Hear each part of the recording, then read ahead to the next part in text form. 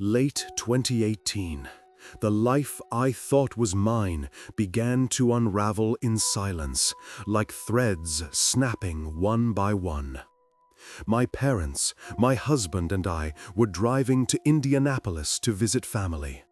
On the surface, it was just another trip, but beneath it, I was crumbling. Only days before, I had discovered my husband's month-long emotional affair with his unstable ex. The betrayal was raw, her shadow clinging to our marriage like smoke. She tried everything to wedge herself between us, and worst of all, it seemed to be working. I felt broken, betrayed, and consumed by the fear of losing him. When we stopped for the night, I told him I was going out for a cigarette, but that was a lie. What I needed wasn't nicotine, it was escape. I wandered into a nearby bar and ordered 2 double vodkas with a splash of orange juice. The alcohol slid down like fire, briefly quieting the storm inside me. The bartender, warm and chatty, offered me a momentary lifeline. For a short time, I felt less invisible. But when last call came, I wasn't ready for the night to end. The bartender suggested another place, TGI Fridays. Already unsteady, I stumbled there, chasing numbness. 2 more doubles later, the world tilted and swayed. Stepping outside for a cigarette, the night air hit me hard. I leaned against a light pole, my vision blurring. Then, a shift, sudden and terrifying. Hands, strong, insistent. They were on me, pulling, steering, forcing me toward a car. My limbs turned to stone, my voice trapped in my throat. The man's low muttering was indecipherable, but the intent was clear. I was being taken. And then, slicing through the haze, came a voice I will never forget. "That's my daughter! Let her go!"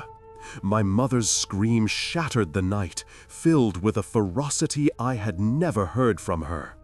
The man argued back, insisting I wasn't her daughter, insisting I belonged to him. The sheer madness of his words made the moment more surreal.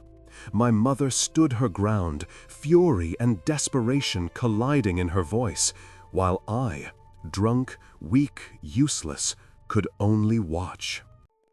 When she threatened to call the police, something cracked. He shoved me back, scrambled into his car, and sped away so violently his passenger door swung open, banging against the frame as he vanished into the night. I collapsed onto the pavement, shaking, the cold seeping into my skin. My mother was at my side in seconds, her hands trembling as she touched me, her face white with terror. My husband arrived moments later, relief and rage warring in his expression. Later, they told me how they'd found me.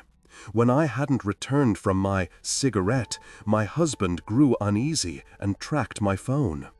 The signal led them from the first bar to the TGI Fridays parking lot, where they found my phone tossed into the bushes, discarded like garbage. If they hadn't come when they did, I dread to imagine what might have happened. The police were called, but the man was long gone. I was barely coherent, words slurred, memories fractured. At the hospital, I woke restrained to the bed, my body aching, covered in bruises. Dark fingerprints circled my arm.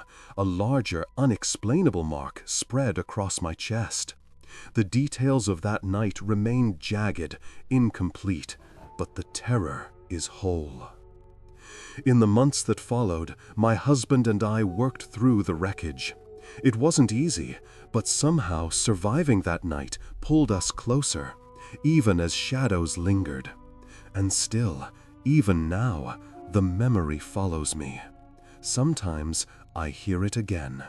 The metallic slam of that car door, left swinging in the darkness, like a warning that never stops echoing.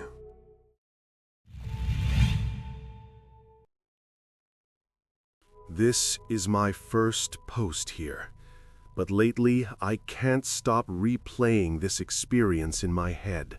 It's been years, yet the memory is as vivid now as the night it happened, like a film stuck on loop. Maybe writing it down will help me move on, or at least make peace with what I lived through. I met Leo when I was 17, during my junior year of high school. He was 18, a senior, and a recent immigrant from Guatemala. Leo was quiet, the kind of silence that has edges. We had several classes together, but it was in choir that something odd took root. He carried himself with a stillness that felt like a secret, and there was a slow gravity about him that drew my attention. I don't know exactly why, but mystery pulled me in. One afternoon, after a choir trip, I decided to make the first move. On the bus ride back, I worked up the courage to sit beside him.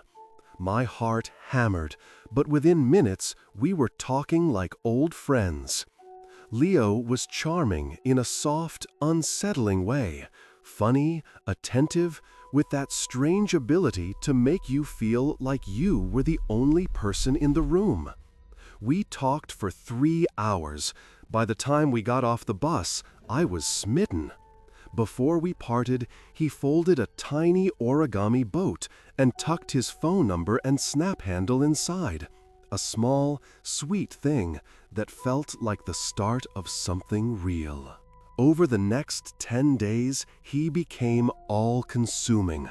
We messaged constantly, sat together in every class, ate lunch together in the library like nobody else existed. I was on cloud 9. But small things started to fray the edges of that dream. The first red flag came quickly. He refused to hang out outside of school. I invited him to group outings, casual hangouts, even family dinners. Each time his response was the same, flat, emotionless nope. No reason, no hesitation, just no. At first, I told myself he was shy. As the days passed, it felt more peculiar than coy. The second red flag was the way he controlled conversations. He'd ask seemingly normal questions, then cut me off the instant I began to answer, pivoting the talk into invasive territory. "How many boyfriends have you had?" As if he were carving up my privacy to inventory it. It was subtle at first, then relentless. I brushed it off, telling myself I was overreacting, but something in me tightened every time he pried. On the 10th day, everything snapped. I was out walking my dog when a message from Leo arrived. He'd had a dream about me and wanted to tell me about it. Curiosity turned to unease as his texts poured in. He described graphic sexual fantasies in excruciating detail, scenarios meant to humiliate and control, words that made my skin crawl. He outlined the types of nude photos he wanted to take, mapping out situations where I'd be alone, vulnerable, and under his direction. It wasn't flirtation, it was predation. Then he suggested meeting in secret several times a week, so no one would ever know. That was the moment I snapped.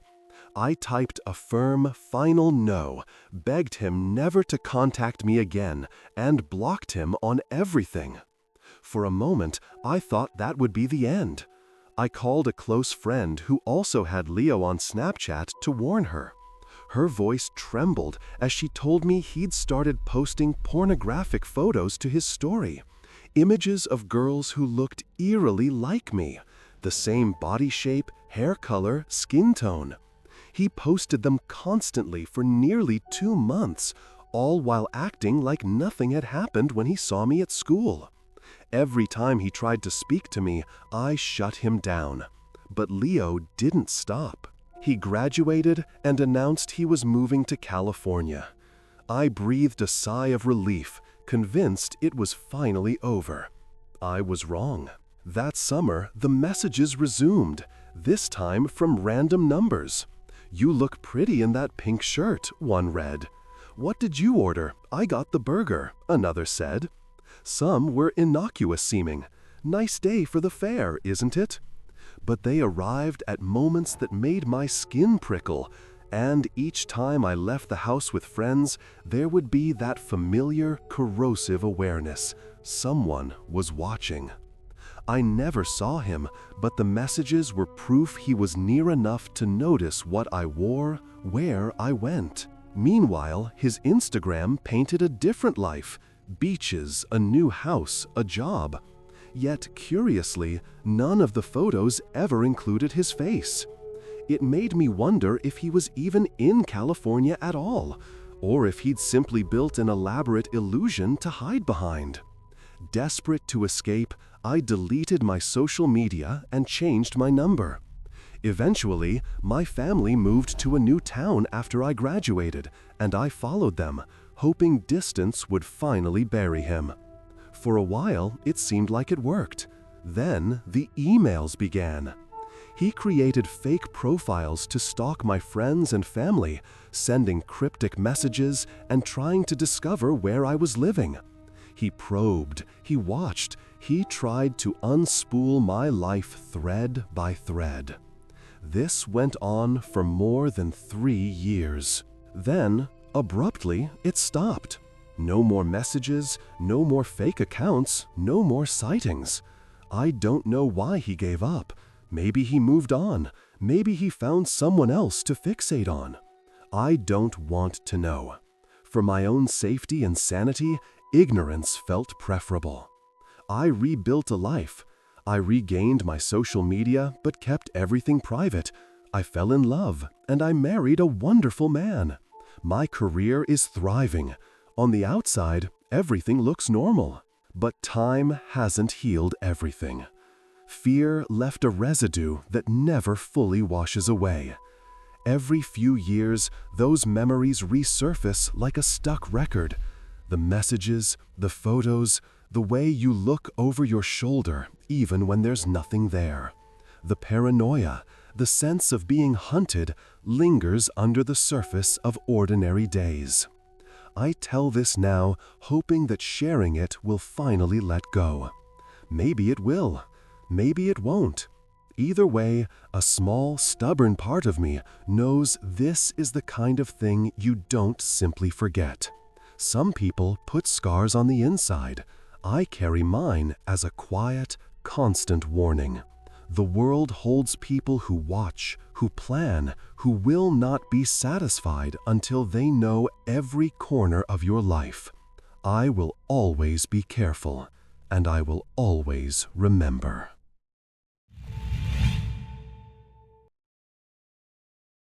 It was autumn of 2015, a season when the nights in northern England seemed to arrive too quickly and linger too long. I was 23 years old, living in Lancaster while studying at Lancaster University. For those unfamiliar, Lancaster is a small, old town, quaint by day, but when the sun sets, its age begins to show in unsettling ways. Cracked cobblestones, narrow streets, and the weight of history pressed down like a shadow. I had chosen to live in a newly renovated apartment on the nicer side of town. Expensive, yes, but it gave me the illusion of safety. By my 3rd year, I knew the town well enough to feel comfortable, even confident. I shared the apartment with 2 friends, but often I preferred my own company. Running had become my ritual.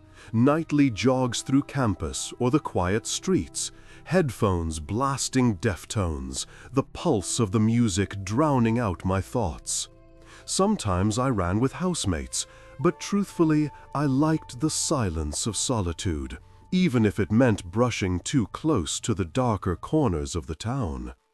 One thing about Lancaster, and this becomes important, is that it stretches into large, hilly residential areas far removed from the bustling student center. By day, they're beautiful. By night, they're empty, isolated, and unnervingly still. That evening, around 8 p.m., I set out alone. The sky was bruised with the last light of dusk, and as I climbed toward Williamson Park, the streets grew quieter, the air colder. Williamson Park bordered an enormous graveyard, sprawling, ancient, and haunting. Miles of crooked gravestones, massive yew trees blotting out what little light remained, ivy-draped crypts collapsing into themselves. At the far edge loomed the ruin of an old asylum, fenced off, though people whispered about ways to sneak inside. Even in daylight, the place radiated unease. At night, it was suffocating. I slowed as I neared the gates of the graveyard. Something small stood there, motionless at first, then shifting. My pulse quickened, but I told myself it was nothing unusual. Plenty of people walked their dogs through here. But when I drew closer, I realized it wasn't an adult at all. It was a child. A girl, maybe 9 or 10, stood at the gate. No coat, just a thin dress, her skin ghostly pale in the glow of the streetlight. She looked frozen, terrified. Then suddenly she bolted toward me.